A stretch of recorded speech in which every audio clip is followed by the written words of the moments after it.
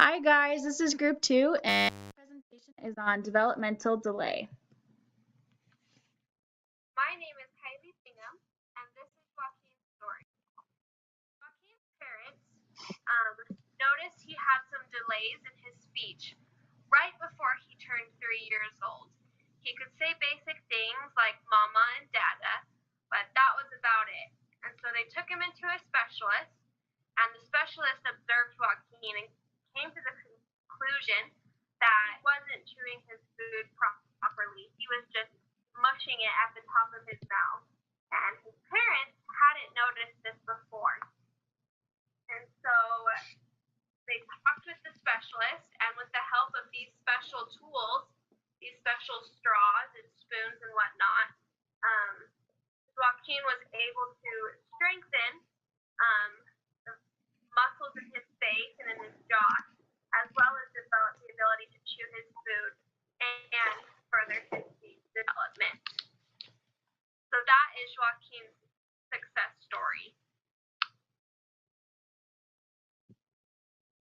And here is Anna Isabel's story.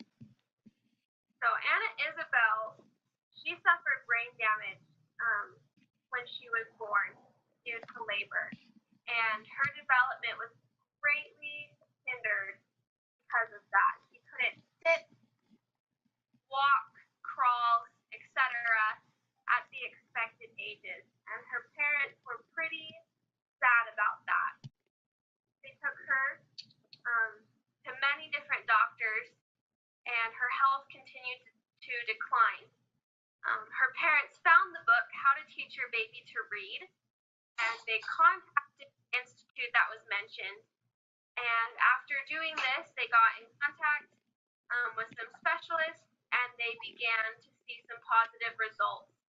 And she is now happy and healthy, and she was in gymnastics for a long time, and she is happy with life. So that is Anna Isabel's story. Hey guys, my name is Taylor Cameron, and one of the, I think, major questions that some people may have is, what is developmental delay? And what I actually found online is it says developmental delay is the condition of a child being less developed mentally or physically than what's normal for their age.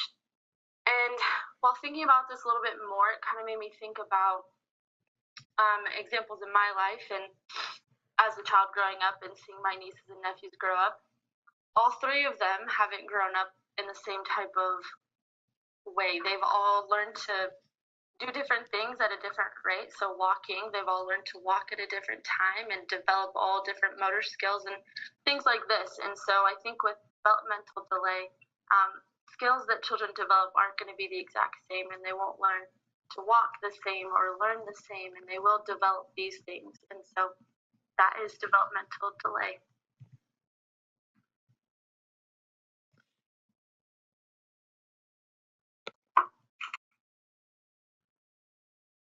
I'm Aubrey Park, and I have the causes and risk factors of developmental disabilities and delays. So developmental disabilities usually begin to form in the developmental period while they're still in the fetus before the mother gives birth. So the risk factors and the factors that play into having this delay can be genetics, it can be parental health. So if a mother is smoking or drinking while she is pregnant, that can be a risk factor that will cause the child, once they're born, to have developmental delays or disabilities. If there's birth complications, like in our story with Isabel, how she suffered brain damage during labor, that's another factor that can play into why she had developmental delay. There's also infections during birth from the mother or child, and then high levels of environmental toxins. And a good example of this is just a lot of exposure to lead for the mother or the child. So some specific examples are that 25% of hearing loss in babies can be caused by infections during birth, and also some complications because of lead and other things can also occur, such as low birth weight, jaundice, and premature births can all occur. Here we see that brain development occurs from 24 to 42 weeks, and it goes up until 34 weeks until birth. So if something happens during that period of time, then there could be complications with the baby.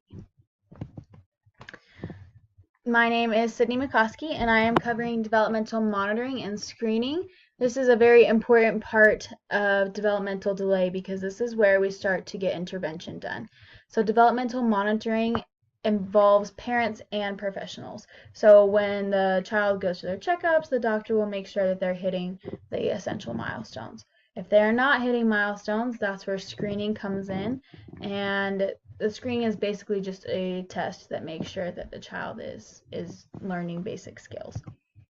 And this is also super important to get as soon as possible, because if the developmental disability is not identified until later on, then the child may not be getting the support at school that they need because of their developmental delay. So early intervention is key to helping with developmental delay. My name is Shelby McCoskey, and I will be talking about the different limitations that people with developmental disabilities have. So usually they have a hard time taking care of themselves and expressing themselves and the way they talk, the way they learn, and they have a hard time with mobility, helping themselves direct themselves, and sometimes they have a hard time being independent, and they need lots of help with that. So some of the health conditions that they may have are asthma or other stomach issues or skin allergies or migraine headaches.